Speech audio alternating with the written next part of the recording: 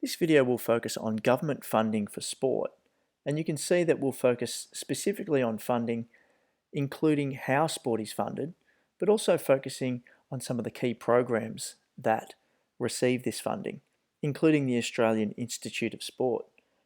And we'll also look at how this funding has helped to promote an Australian national identity. In the previous video, you learnt about the importance of sport in the promotion of Australia's national identity.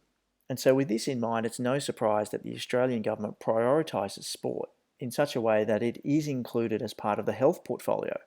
In fact, the responsibility for sport at the government level comes under the Australian Department of Health.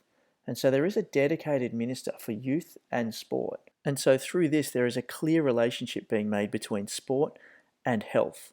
And investments in sport are justified as they increase Australia's national identity, promote social cohesion, and of course improving the economy as well as the health benefits as mentioned. In terms of Australian government sports funding, you can see that the Australian government allocates a portion of money in its federal budget annually. A significant amount of money is invested in sport in Australia at all levels. In 2019, $385.4 million was invested in sport, and this included $158 million of new investment directly into Sport Australia and the AIS. As part of this, $54.1 million was invested in high-performance sport, including our Olympians.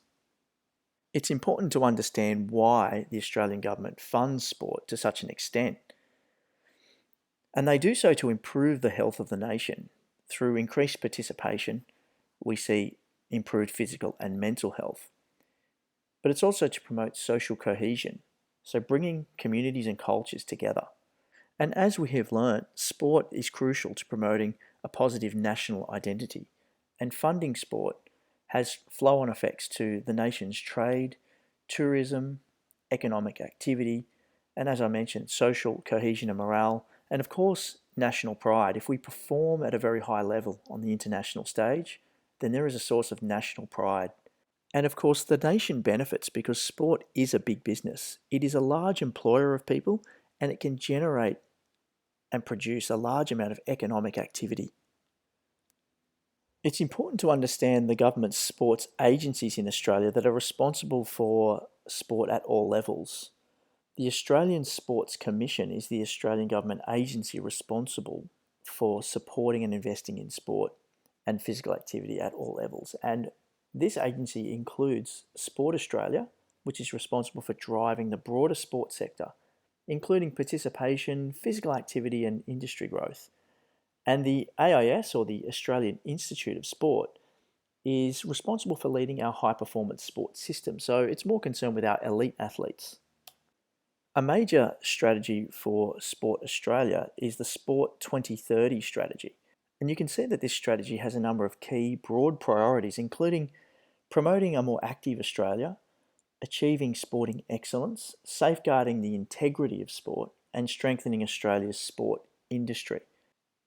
You can see here that the strategy has proposed a vision for Australian sport, and it is for Australia to be the world's most active, healthy sporting nation, known for its integrity and excellence. Here you can see the link back to Australia's national identity, and you can argue the importance of sport in promoting this national identity for Australia. And you can see that despite the large investment in sport from the Australian government, that there is a large return to the government following this. Up to 14 million Australians participate in sport annually, and this just means it is such a big industry and it brings a lot of money back into the Australian economy. And you can see that it brings in an estimated 83 billion in combined economic, health and educational benefits each year, with a return on investment of $7 for every dollar spent. The Australian Institute of Sport was developed to be Australia's centre for state-of-the-art sports excellence. And today the AIS is still Australia's leading high-performance system. The Australian Institute of Sport was developed following a disappointing performance at the Montreal Olympic Games in 1976, where Australia failed to win a gold medal. Prime Minister Malcolm Fraser and his government worked on restoring Australian sporting pride following the Montreal Games. The AIS was opened in Canberra on Australia Day in 1981 by Prime Minister Malcolm Fraser, and it provided state-of-the-art technology, a goals-based focus which brought sport and improvement together, an improved focus on coaching, and of course facilities and resources. It also helped to improve injury rehabilitation and provided advanced biomechanics analysis techniques, and also improved focus on strategic and tactical development. The Australian Institute of Sport contributed to improved performances at Olympic Games, Commonwealth Games, and World Championships. Most notably at Barcelona, Atlanta, Sydney, and Athens, we saw Australia rise up the Olympic medal tally, showing much improvement from Montreal in 1976. But as we can see, we saw Australia fall slightly again as we approached London and the Rio Olympics. You can see that in Sydney 2000, we saw a peak of 58 medals in total achieved by Australian athletes. In Athens, we also saw a peak of gold medals won by Australian athletes, with 17. Since then, we saw a gradual fall to Beijing, but then London, we saw a total of just 36 medals with only 7 gold medals, and this stimulated some thinking about the role of the AIS. Similarly, we saw a drop in Australian world champions since 2007. These results stimulated a new focus for the AIS and resulted in a revamped Australian Institute of Sport in terms of its focus, direction, and the benchmarks and goals. And so the AIS now is responsible for the National High Performance Strategy 2024. Even the Australian Institute of Sport logo was changed to reflect this new focus. The Australian Institute of Sport set new performance targets, including the goal to be top 5 at the Olympics and Paralympics, number 1 at the Commonwealth Games, top 15 at the Winter Olympics and Paralympics, and to achieve 20 plus world champions annually. Here you can see an overview of how the AIS's role has changed over time. Originally, the AIS was a centre for state-of-the-art sports excellence. All of the funding for elite sports was centralised and training and development occurred at the centre. And so high performance was centralised and it came from the AIS.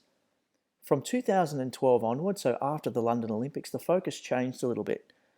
And so the AIS now is a leading high performance system, and it works in collaboration with the state-run institutes of sport. For example, the New South Wales Institute of Sport. The funding gets distributed to national sporting organisations like Swimming Australia. And these national sporting organisations are now responsible for developing their own high-performance strategies. And the actual Australian Institute of Sport has now been repackaged as a sports science hub rather than a place for elite athletes and teams to train at. And so the AIS today has the purpose of building a sustainable winning system for Australian athletes. And you can see the vision, national pride and inspiration through international sporting success. And so this helps us to link back to Australia's national identity and the idea that the government is investing in sport through various types of funding, and funding of elite sport and everyday sport is crucial to the health of Australians, to the economy, and also to develop our national identity. Thank you very much for listening.